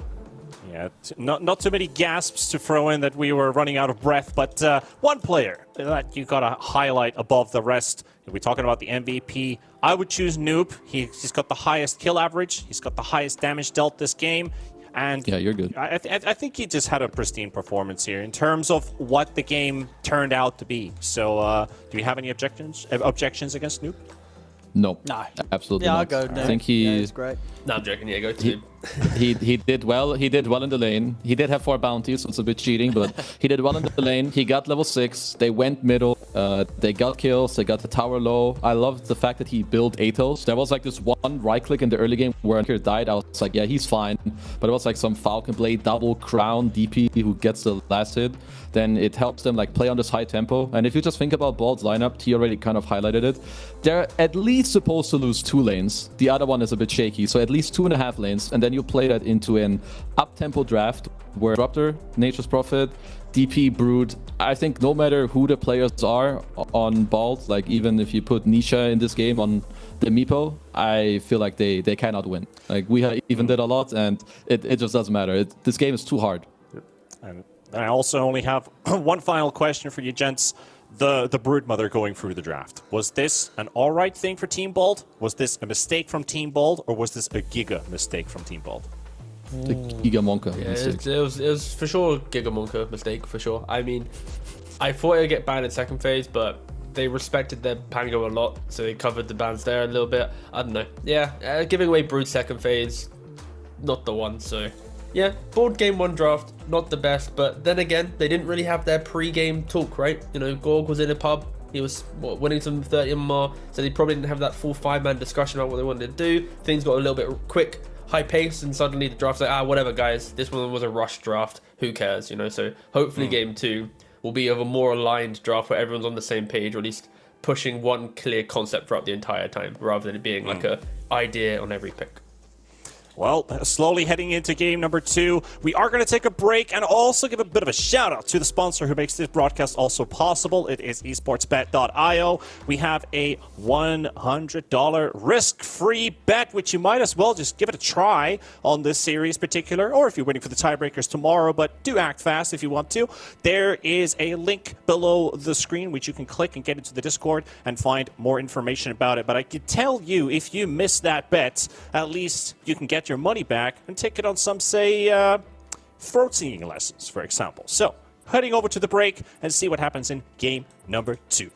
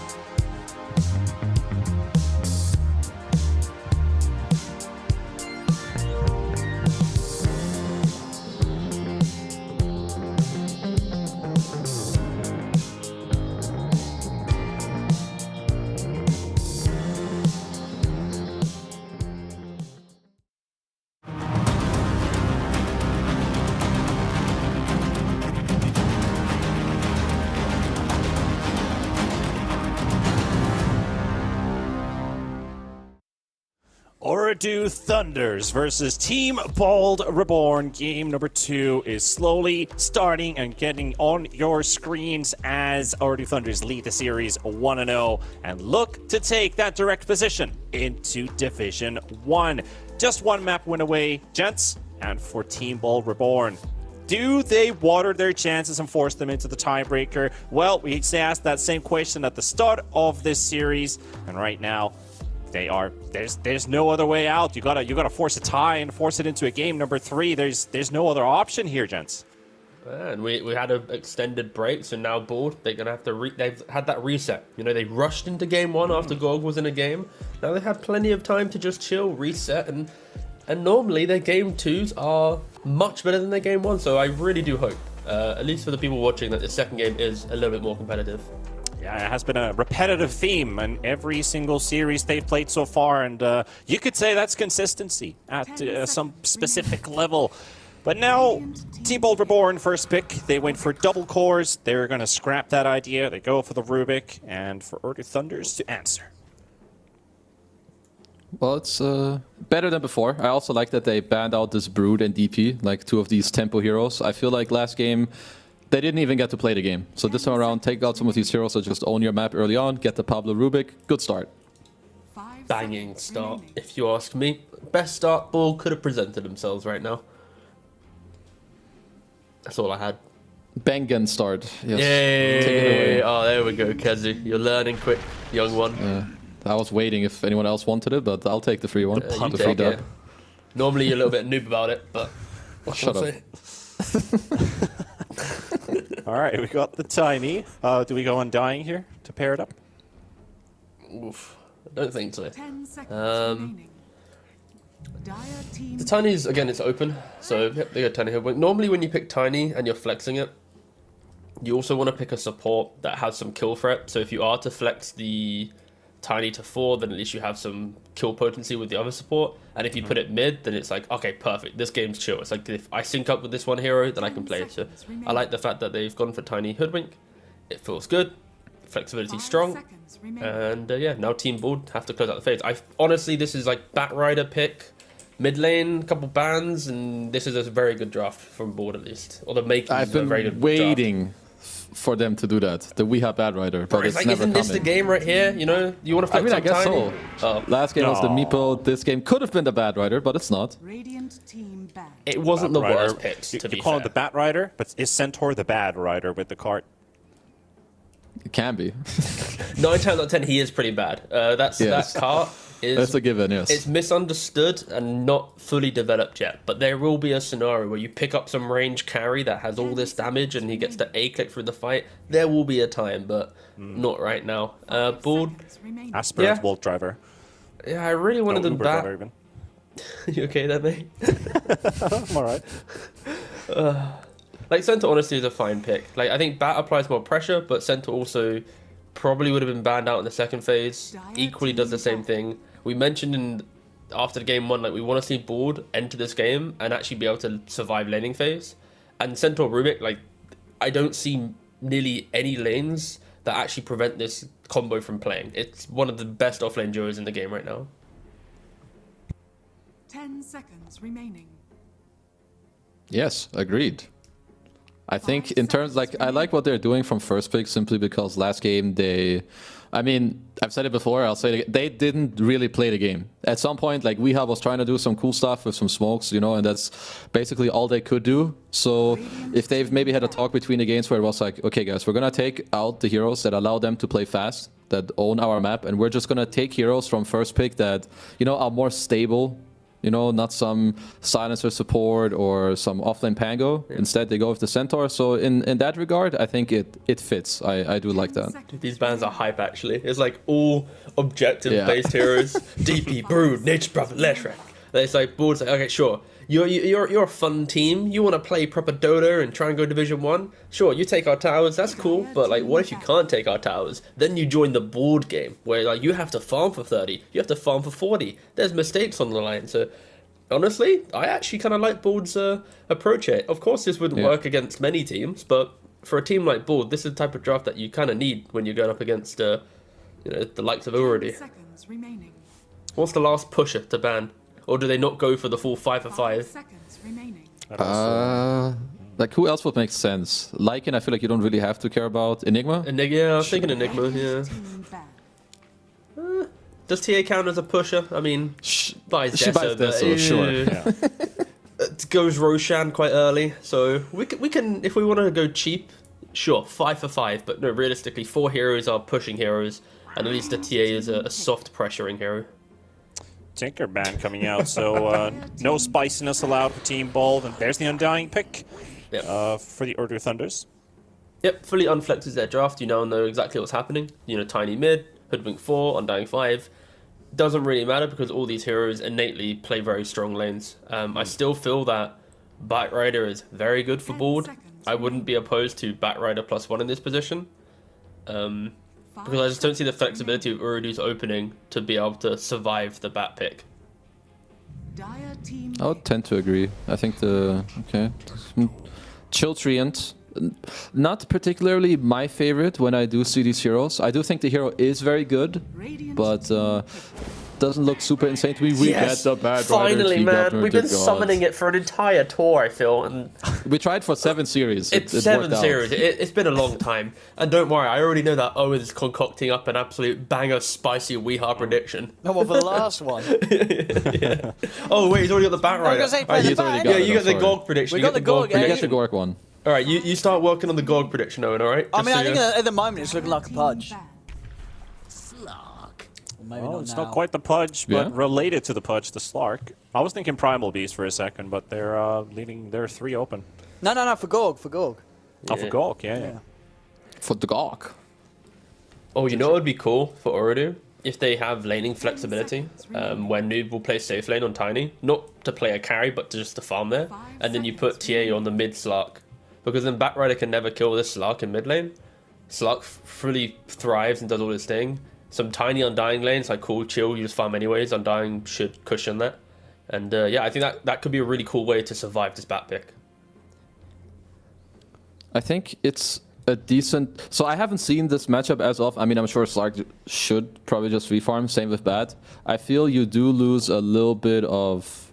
Maybe the spice and the tempo of your own game, because Tiny will be lower level than Slark. Sure. Maybe you can do the same thing with Slark just like 2-3 minutes later. Yeah. I think they can consider it, but I feel it goes in the category of it can work out insanely well, or it could just backfire. Like, the volatility is there. True. And Noob, to be fair, he's probably he plays enough Batrider to then also play against a Oh, Batrider. that's true, actually. Yeah, he should know. Yeah, he should probably be fine on Tiny. I can't remember what team actually did it. It was in one of the Division 2 series this week. I actually can't even remember what region, but I remember a team flexed this Slark to mid lane, and this Slark was like untouched basically. But it was flexing a different hero into safe lane, unlike a Tiny, so it was probably a different scenario. All right, we got the Enigma ban that finally comes in, another pushing hero. Yeah, I was a bit More worried push about the getting out. objective He's- damage this game. Centaur and Tiny are the only ones who do it right now. I mean, no one's really hitting towers in this game other than like a Technically, farm yeah. Tiny with some shard or whatever down the line. Yeah. Yeah, it's refreshing. It means that this game should last longer. You know, Team Board won't lose Their 3 expertise. towers at minute 11 minutes. Yeah, they're in a good spot. And this is a product of how they've been banning. It looks memey, but like it kind of forces, like they're banning out the flexible pushing heroes that would enable it. So yeah, I actually kind of respect the concept for Board's draft. Dire team Here we go. Here we go. You're warming What's up, it gonna be? warming it up. Come on. It's a free morph game, so you can go morph. Yes, if I you agree. want. Yep. PA is fine. Maybe the Viper also been banned out if you want to play some Gorg PA. There's a good Viper Naga secret. Saring. Yeah, I'd go with morph PA or Naga. 10 Honestly. seconds. Naga ban. Naga's ban. Okay, So Naga's PA banned or there. They morph, go yeah. with down to 2. Go morph or PA. Sniper if you're feeling spicy, but he might feel rough still after the last game when he plays Sniper. But it is also a decent Sniper game. But morph I'd say is top tier. I mean, if he wants to have fun, I think he's going to bring out the Marcy carry again and just go Battle Fury. Well, I that's don't know. true. He does like Marcy. But, Marcy Centaur Bat. I mean, it would be a tough game. If he wants to pick like a hero that's going to be good, I'd just go Morpher. Yeah, I agree with the morphling. It's like there's not enough tower damage, so even if you have a weird lane, you're not gonna care too much because it's not as if we're really gonna sweep the map. So you'll always be able to find farm. Bat, Centaur, Rubik, these heroes naturally thrive at early skirmishes. So yeah, I actually really like the idea of morphling. And especially because they've already locked in a carry. It's not like they can take over the map with a different carry v carry matchup. Instead they go Ursa. Ursa wise, it's the same vein at least. I feel like this unkillable core that will. I feel like Ursa's gonna have a really good time in this game, unless he gets giga kited by poor initiations. But his team should do the initiating first, so then Urudu then can't utilize their disengage for the Ursa. It's like they've already disengaged from the bat. Now the Ursa jumps in. So there's layers to board's aggression. If they execute it, it honestly looks like a nice draft. What's Wooter's hero though? That's the real question. Yeah, I was thinking the Primal Beast, which is still there, but out of the heroes he has played, Mars is in the pool.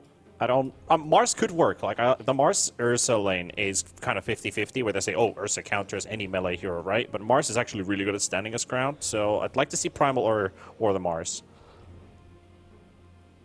Could see... I mean, there's...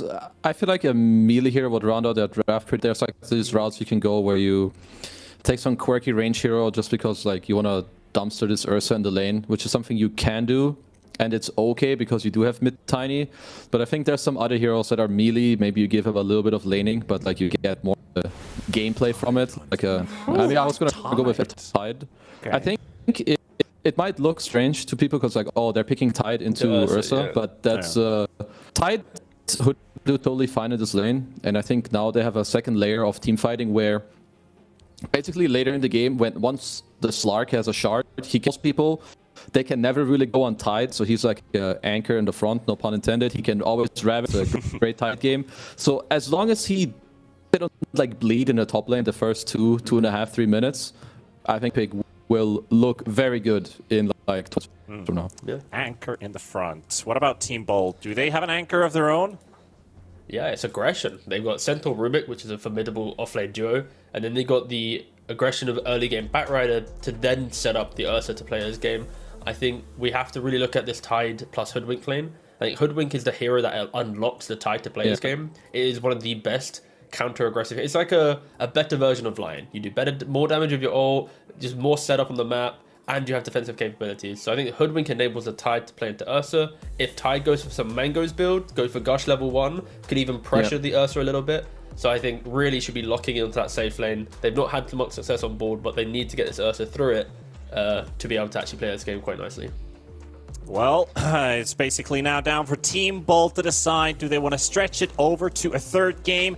Is it their not last dance? Is it their not last salsa? Is it the last tango? Odie Pixel and Kaz will take it over.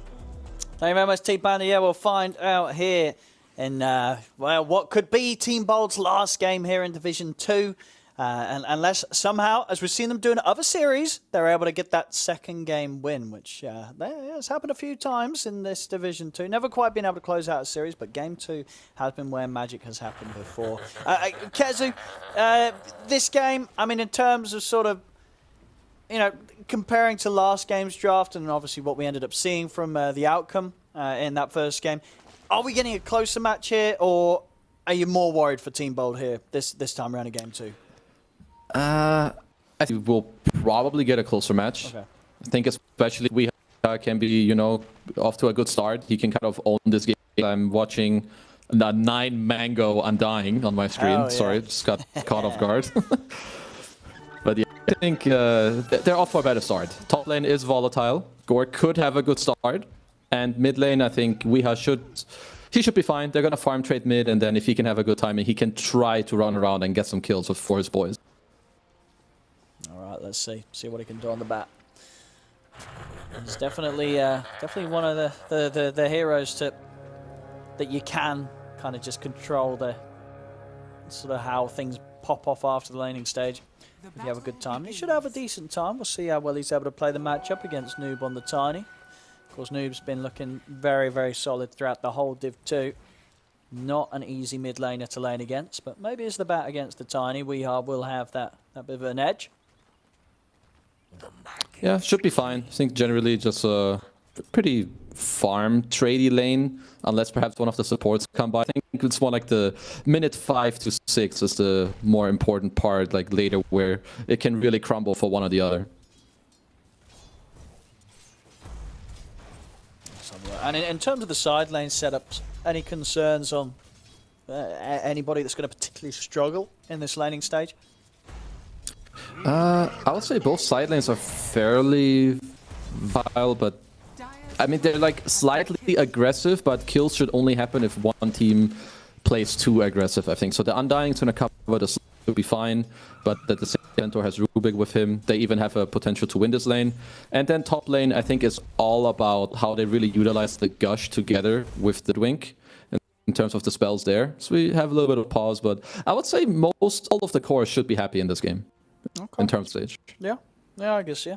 Us is up against someone melee hero that he'll be able to build some swipes up on potentially, and of course down on the side of Urdu Thunder's TA2000, he's going to be able to build some essence shift stacks up, smashing the centaur in the lane a little bit. Dire's bottom tower is under attack. And of course the double steal lane, essence shift and decay could cause issues. We'll see Zip Zapper. Already falling very low. It's a couple of hits. When the level 2s kick in, that's definitely when the magic's going to be beginning to happen. Mid lane, we are. 8 stacks. That's a lot of stacks, up to 9 now. What Noob. Is it? Oof, yeah, he's going to be okay, but you can definitely see why we are went in for that dive. Both heroes ending up on very, very low HP, but neither quite dying.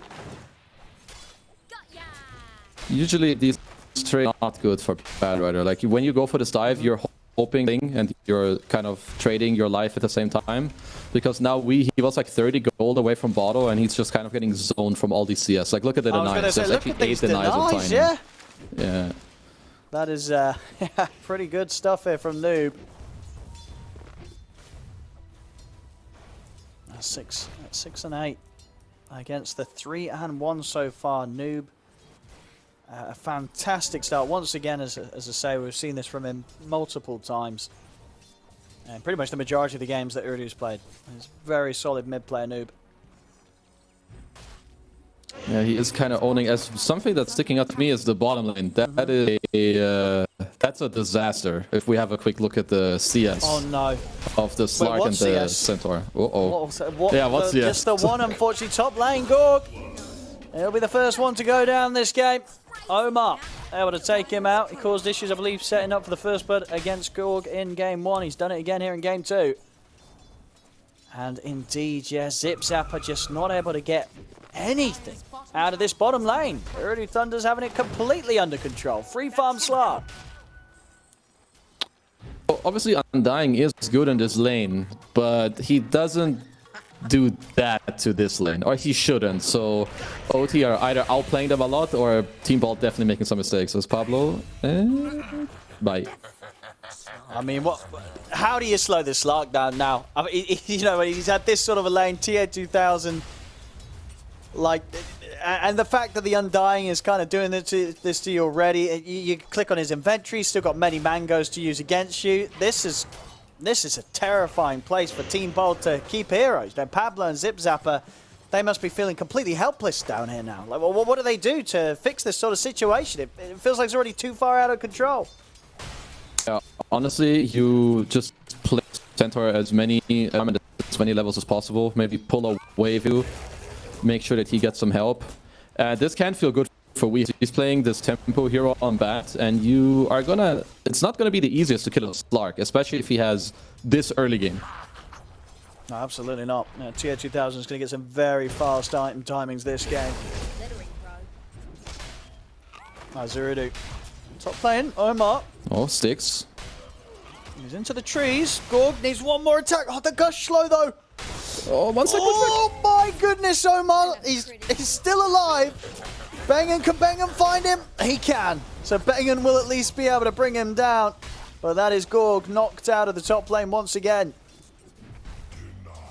It's very good trades for the Tide in this. Ever you play a volatile lane or perhaps slightly unfavored with like this Tide Ursa, every time you get the kill on him when you trade your support, this is so big for the Tide. It hurts heroes like Dark and Ursa so much. He went for the dive. Got up to 6 stickies on Noob, but Omar's in with the return play and make sure that WeHard doesn't get away. We're trying to dive in for the tiny kill, so that mid matchup continues to play out. to be even more painful here for the bat, falling down 14-2 against the 24-11. I mean, you see it on the 3 cores of Uridu Thunders. They're just all having perfect lanes. Yeah. Not looking to think that this mid dive as well, the respawn of Fun Locori. A little overplay. He'll, I guess, happily come back, maybe bring some items. But yeah, OT is still feeling pretty good about this laning stage. Absolutely. So, you know, losing a support here and there, that's all that's been the downside for this early game from Uridu Thunders. Everything else will be, without a doubt, feeling fantastic for them here. I see we are eyeing up Noob again.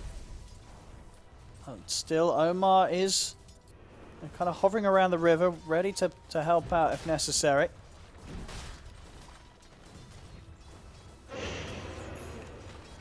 It's so funny. There's just people running away from each other because they can't do anything. Top lane, the levels are getting rough for Gorg and Bengen to deal with.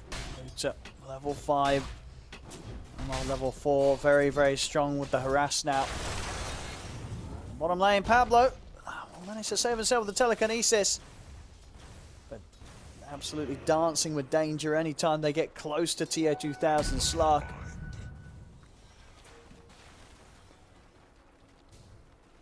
Yeah, he is on good net worth if we're looking at Tier 2000, as they're setting up for a little play mid. 3 heroes here, or about to be 3 heroes. He off the mark with the bushwhack. And that should give Weeha the ability to play his way out of this one. He won't go down today here, Weeha. I mean, they're still trying to take him, but TPs will come in. Maybe Team Bold can actually find some kills in return. Noob steps up for the avalanche. It won't quite do it. Weeha's able to live. They really wanted to take down Weeha there. They won't manage to do it. Well, Gork is getting to recover top because, as we've talked about before, as Noob still looking for more. I mean, incredibly aggressive Noob on the tiny, as low HP as he is as well. He's got to settle down a little bit, and he will. He'll take the walk back to base. Yeah, but Weeha is kind of helping his team a lot. Tor should be getting to recover bottom because he can kind of skip waves if he wants to. Weeha is also freeing up like the Hoodwink. Hoodwink had to TP mid twice actually in a row. So Gork kind of got to recover top because even though you're ahead against Ursa as tied, you don't really pressure him alone. It's all about the Hoodwink. See if they can chase Omar here. Be able to go further for it. Absolutely, yeah, because overall the net worth, very even. Bottom lane, Zip Zappa holding on nicely with the stomp. Nicely done. I'm just looking at the Slark inventory. I hate to keep harping on it, but he is very fat. He's looking at like a 11-minute defusal, maybe 10:30. So that's when the game is definitely going to speed up. Nice dodge by Gork. I mean, with the support backup, this is going to enable them to get aggressive onto Omar. They'll take down the Hoodwink. Kill for Gorg now. As you know, not quite on the same levels of farm, of course, as TA 2000, but not far behind. Especially considering the slow start to the lane and the deaths that were had up there. Be able to pick up the Ring of Health. And Gorg able to maintain a stable position in this early game farm. Yeah, I mean, his game, it's completely recovered at oh, bye-bye Zip Zapper.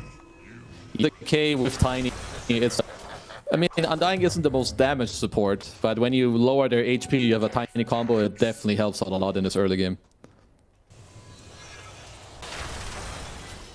Of course, we have their odds provided to us from our partner, esportsbet.io.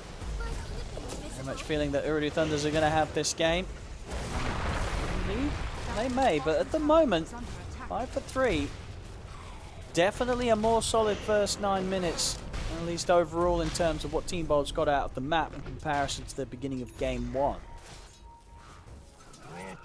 Yeah, definitely doing better. 10-minute rune is coming up. I hope it looks like they're looking to help Weeha. This is just a brawl in the mid lane in the last couple minutes. Weeha's doing really good at just keeping himself alive against all this attention that Uridu is bringing to the mid. They're even bringing TA 2000 over. is coming to get involved in this one. So literally 4 heroes from Uridu Thunder started to play around the mid lane. They will get the kill on Bengen. He'll be able to step up and take the bounty rune. But yeah, so much focus around this mid. And WEU, for the most part of it, is able to live through it. Yeah, right now, the next 1 to 2 minutes really important for Ball to like try and hold the map. Slark is about to finish the Fusel, and we needs like another minute of breathing room to get to his boost of travel. So right now, if like Balt can avoid this a little bit, maybe try, you know, not to be too aggressive, because at like this 12-minute mark, WEU is going to be pretty strong. Before that, they have no way of fighting back.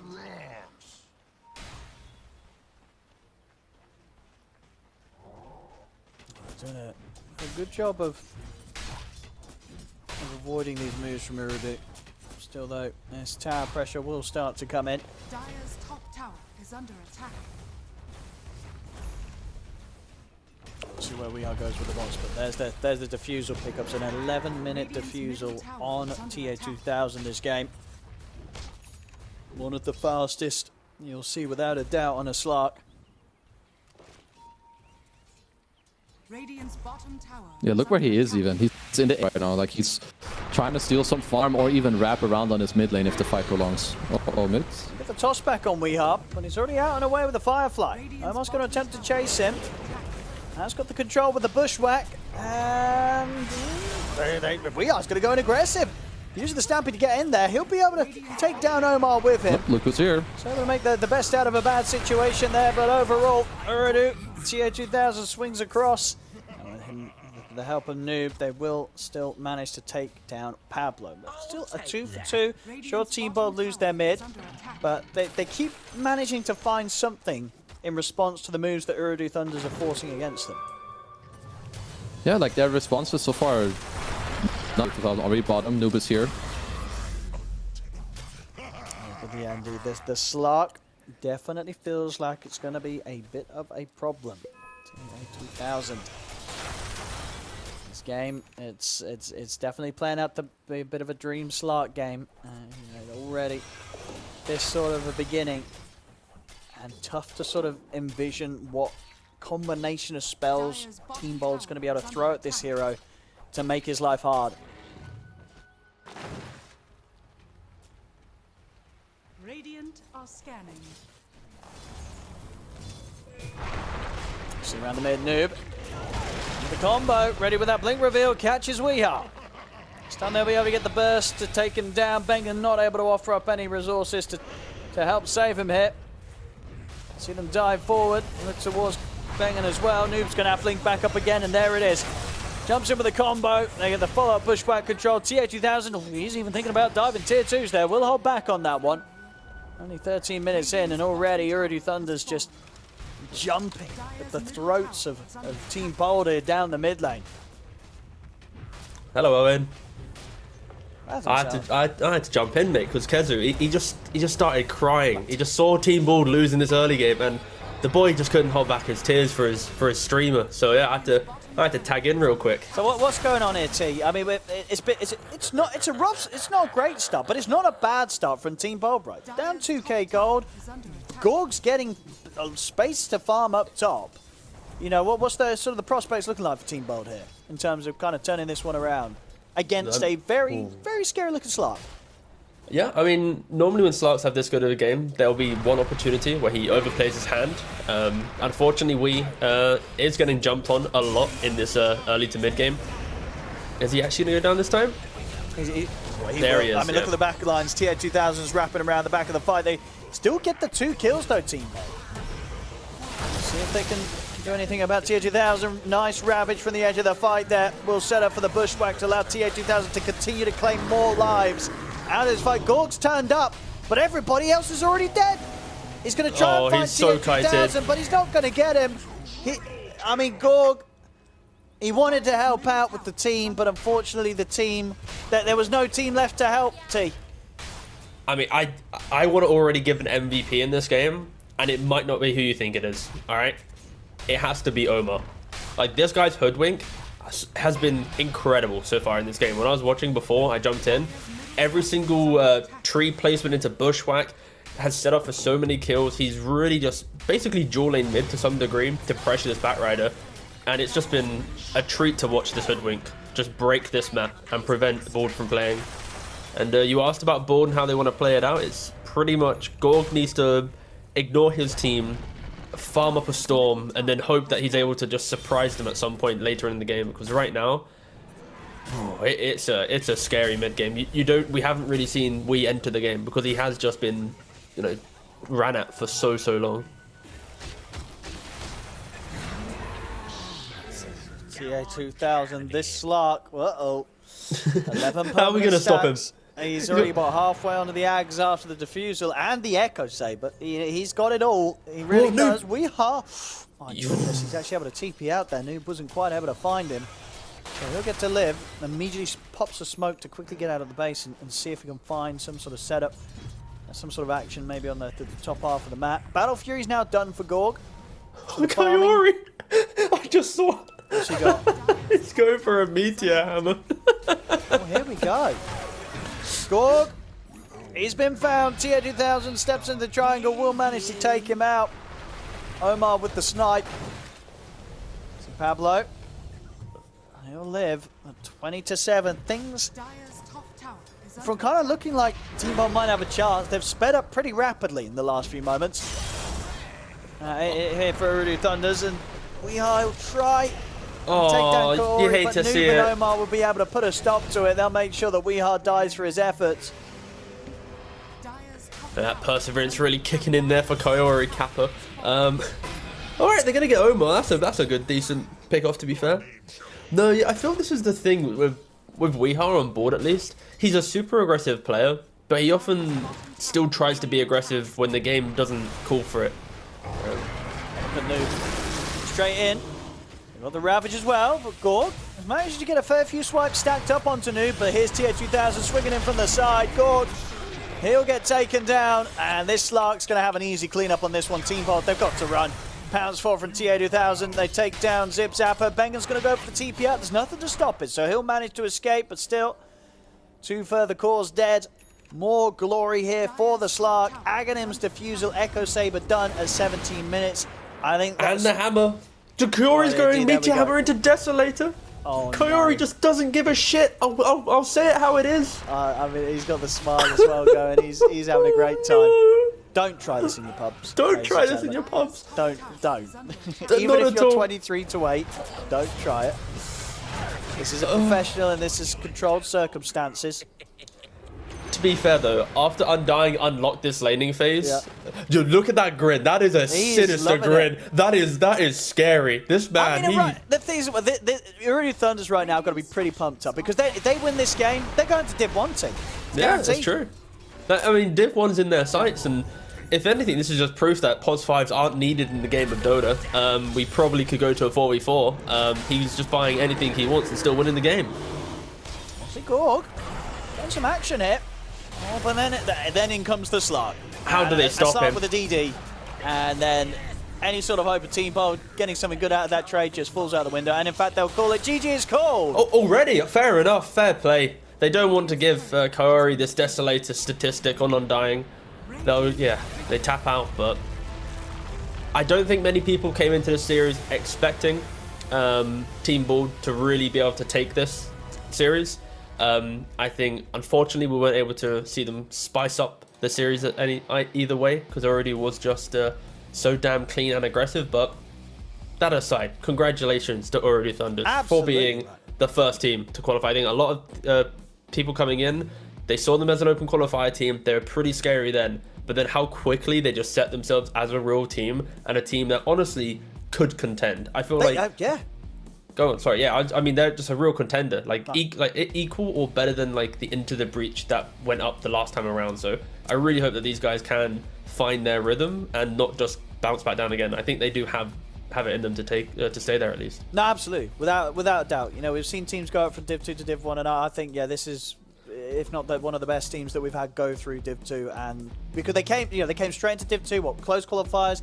Already in the qualifiers, they looked like a team that was going to be are fantastic in the division. They were fantastic in the division. They've smashed it. They're going straight to Div 1. We'll be able to bring in the other two lads here, T-Panda and Keza, to talk about this one. But yeah, Ooredoo Thunders. This team's, we saw the smiles on the face. They were loving this last rather little game. I think it was in 18 minutes in the end there where the GGs came out. But a nice little sort of bonus game for them to play through that's unlocked Division 1 for them. Yo, Keza, have you finished crying yet? Are you okay now? Have you got over the series? No. I was just faking it to not watch Gork anymore. Sorry for the internet issues. I don't know if I'm still a robot, but I'm back. Well, I mean, we're not going to get a 4-way tie, but that means we're going to get infinite tiebreakers, right? Because only 3 teams get to play that, and Ooredoo Thunders sweeping their way through, sweeping through Division 1, Division, whoa, very careful with my wording there, Division 2, as they take this one. In the end, I mean, how do you paint the words for this one? We're not going to see Team Bold. We're not going to see Waterrune Enjoyers play out tiebreakers. We'll see if we're going to see them in the next tour, because they're going to have to battle their way through back the whole good old grind into Div 2 through the qualifiers, etc., etc. But this one team, Ooredoo Thunders, we hyped them at the start of the season. We hyped them during the season.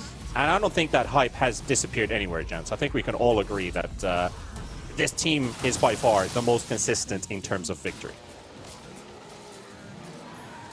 I think we can agree. Yes. And I agree.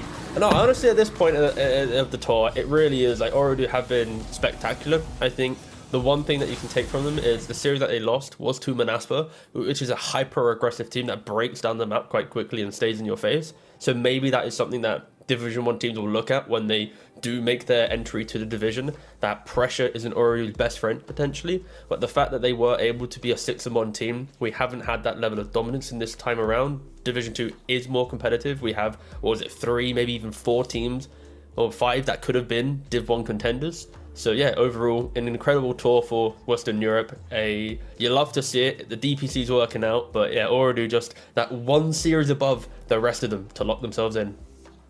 I think one thing when we're going to the MVP decision, we could almost just name this the tournament MVP. One of the biggest forces on the side of Ooredoo Thunders.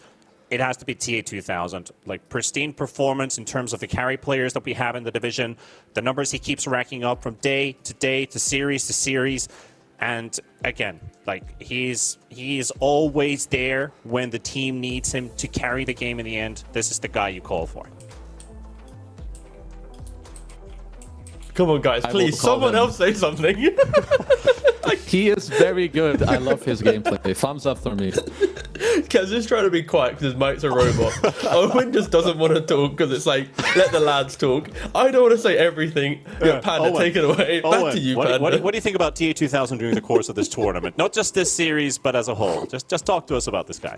Yeah, no, I think sort of from the start, whilst it was, Ooredoo Thunders as a team quite clearly had something going on. Already, when we've seen them in the qualifiers, like, he was the one that kind of stood out as sort of the first reason why you start to seriously look at this team, right? You see this team playing. This guy seems to just have a good game every game.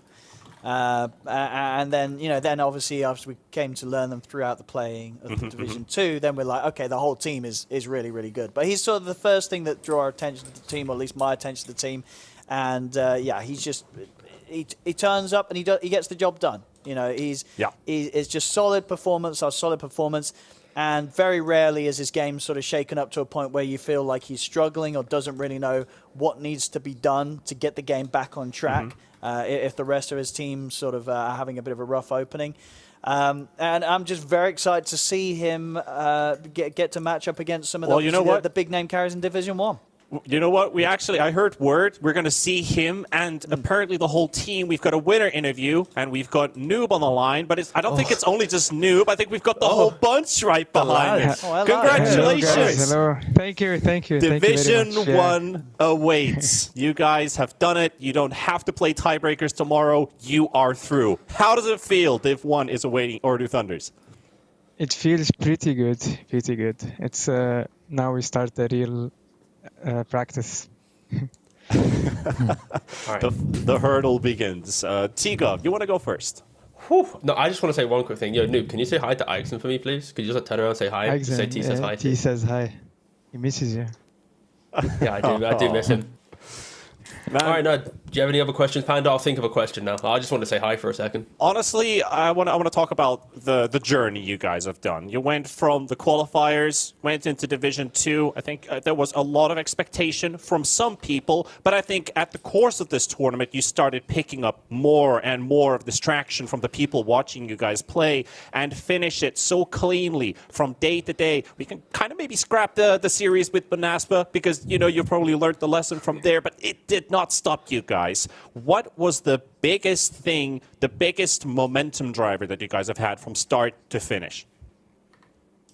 I mean, I feel like we're a good team. We play together well. The qualifiers felt harder than the actual DPC. We had to prepare a lot for Manasfa and OG, and it's like OG, so it's harder. And we just played well together, and I don't know, we have a lot of chemistry. That definitely shows. I'm actually going to throw the ball to Odie Pixel. Do you have a question on your mind for Odie Thunders? And No, absolutely. I've got a few. I mean, first of all, I just kind of wonder, for you guys as this current team, was it very early on when you started to play as this current roster that you kind of felt that you were going to go really far, that you were going to be able to turn up Division 2, smash it to Division 1, or did it take a bit of time? Was it very apparent that you guys had something magical going on and as soon as you kind of started playing together? Yeah, I would say as soon as we started playing together, we knew we would make it to Division 1. It seemed like a strong roster since the beginning.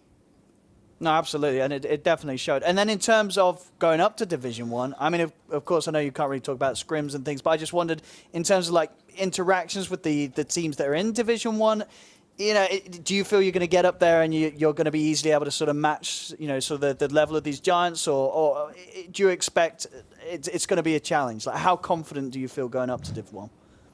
I mean, we played the Bedboom tournament against some Div 1 teams, like Spirit, Entity. We were able to take one game from each. Spirit, we kind of threw the second game. It was like we would have won the series, but it's like, yeah, we have chance against them. Oh, awesome. Yeah, no, so congratulations to you lads, and very much looking forward to seeing you guys in Division 1. Thank you. It's going to be some great games. Yeah. All right, couple questions. First of all, who allowed Kaori to buy Meteor Hammer and then queue up Desolator in the second game? Kaori does whatever he wants. He was buying Midas when the tournament started. Now he decided to buy Meteor Hammer. I see. And if you had to give yourself an MVP to your team, but not yourself, okay? For this whole DPC tour, who would you say was the MVP for you? The standout player that really just, was that ray of sunlight on a cloudy day? I would say the one that tried most in this tournament was our coach, Axel. He's the MVP. Player, I'm not sure. Naive, maybe. Fair. That's a good answer. And I mean, just how much fun is it able to play, Dota with like Omar, someone also from Lebanon, like, right? Is it good vibes being able to have some national, lads on the same team? Yeah, of course, you haven't always had fun. It's a lot of fun playing with Omar. We have good vibes, good energy. Nice. No, not good vibes. No, Omar doesn't like it. That's the one thing, Omar. He just sat there the entire time, straight face, and it's like, I like my friend. He's like, no, I don't like you. I don't like you. I don't really have any questions, so I'm just chilling. I'm just you look happy. You're still a very smiling lad, so I'm happy that you're happy. I'm sure you'll do great in Division 1, so yeah. Thanks. All right, Kazu. Okay, I can try. Who is your best player at kiting? Who helps you get better at like kiting? I didn't hear you. It's cutting. Can you repeat? I can translate for the robot. Don't worry. He was asking you, who is the best player at team fights, at helping you kite out the fights, like maybe communication based or even mechanically. In team fights, who's the best player at kiting fights, like in general?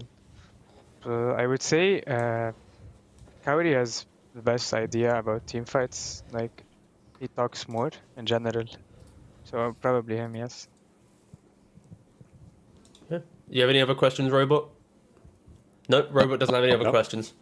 All right. Well, I'll take over from here. I mean, basically one of the biggest things for you guys is now that you've come from Division 2, heading into Division 1, your schedule has just got accelerated by over 3 weeks, basically. There's the major that's going to be played out now, and then you head straight to Division 1. I think one of the perks you guys have going there is the momentum that you're riding on right now. You don't have to wait for too long to play again.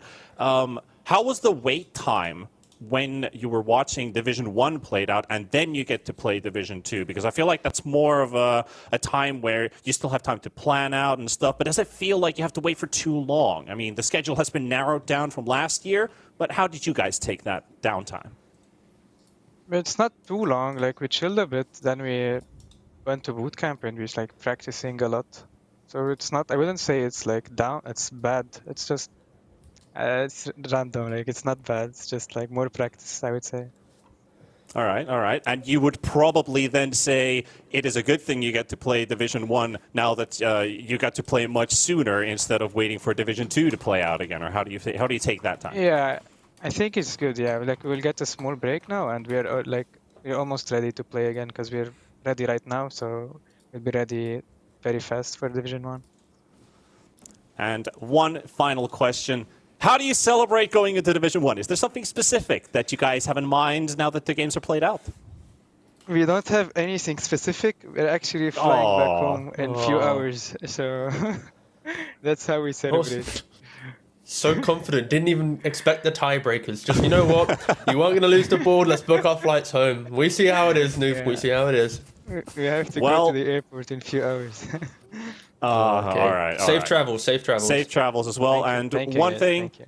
Ordu Thunders, congratulations. We will see you in Division 1 for West Europe. Fly safe, travel safe, take care of yourselves, guys. Thanks a lot, guys. Bye. Congratulations. And there we had it. Ordu Thunders straight to Div 1. And was there any slight doubt or any thought in your mind they would not make it in Division 1? What would have happened if Ordu Thunders didn't make it into Division 1? How would you guys feel? Bit sad, mate, wouldn't I? Yeah, a bit sad. No, I mean, realistically, after the close qualifiers, I got to cast it with Owen. You know, that was a treat. But those lads, they look absolutely polished, even from the qualifiers back then. So being a team at that level in a top part where even the Div 2 teams didn't even look that good, I was like, okay, these guys should be top 2. Maybe they fall flat and maybe get second place, but I really did expect these guys to be top 2 based on just that qualifier alone. So happy they were able to actually keep up expectations. And yeah, I really want to see them succeed in Division 1. Then basically what we're going to do right now is, for the second last time, we're going to take a look at the leaderboards. OD, we have tiebreakers tomorrow, but how does this leaderboard look in your eyes? Is there any upsets that are on the board right now? Ancient Tribe in 6th place, Ivy missing out on tiebreakers. Are the right teams playing for the tiebreakers right now? Honestly, I think...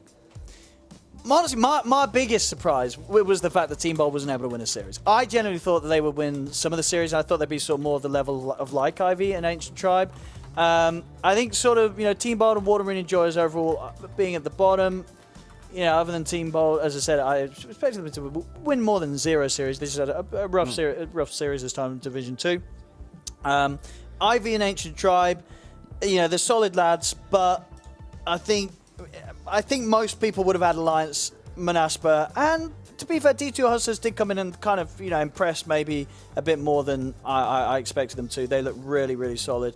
And with these 3 playing for the tiebreakers, I think we're going to have a fantastic tiebreakers and an expected one. These 3 teams, any of them could take the tiebreaker slot and be going up with Ordu Thunders. I would still personally think that Alliance has the edge, considering how well they played in their most recent series, but it's scary. Tiebreakers. Manaspa and Hustler, they absolutely could take an upset, make an upset happen. But yeah, I think Alliance should be the ones going up with Ordu Thunders. Exactly. And yeah. Panda, I want to quickly throw something in here real quick, all right? I don't want to scare anyone, but we had this situation in Division 1, all right? But just to set the scene, Alliance beat D2 Hustlers. D2 Hustlers beat Manaspa. Oh, here you go. And Manaspa beat Alliance. Therefore, in the league, they all went in a round robin where they beat each other. forever. So potentially, if that holds true, we might get more than one set of tiebreakers if they haven't evolved and adapted from those series. So honestly, I feel like with these 3 teams, I'd say 2 sets of tiebreakers should be expected. Anything less, you know, what can you do? But I honestly feel like this should be a very competitive battle for the final spot. Yeah, this is the it's going to start out with Monaspa Alliance and Hustlers to follow up on the depending on what happens in the first series. I think it's the winner, if I remember correct, and then the loser playing the last one. Just the same way if you missed out on Division 1 tiebreakers, if everybody plays 1-1, and we play a second round of tiebreakers. And note on the time, we start pretty early tomorrow. 12 CET is when we kick off with the first series panel. We'll start just a bit before that, so don't miss out on the stream. But gents, we're gonna pretty much close out today as we're at the final hurdle. The regular season comes to an end, and now it's just down to the tiebreakers to finish it off. So primary thoughts about tomorrow already discussed, but who do you guys think is going to take that one slot out of these 3 teams? I know this is a hard ask. This is a pretty hard prediction, but let's go 1 team per person or robot. So Odie Pixel, kick off. I think Alliance will take it, yeah. I think Alliance. All right. Oh, God. I mean, I'm going to go... You got to say something. I'm gonna go Manaspa, and I think we've trained this really smart AI, otherwise known as Kezu, who also might say something. Lions. Oh, Jesus. Alliance. God, they're lagging back into Division 2. All right, It's I a see. different type of AI technology here, but thanks to thanks to that, we are closing out today. Thank you so much for watching the season, and don't miss out on those early tiebreakers tomorrow. 12 CET is going to be the West Region Division 2 tiebreakers. Don't miss it out. It's going to might be 1 round, might be 2 rounds, might be infinite tiebreakers. And from us, T Panda, T Governor, Odie Pixel, and Kezu Robot, we say thank you to all of you people. And until tomorrow, take care of yourselves, everybody. Good night, and bye-bye.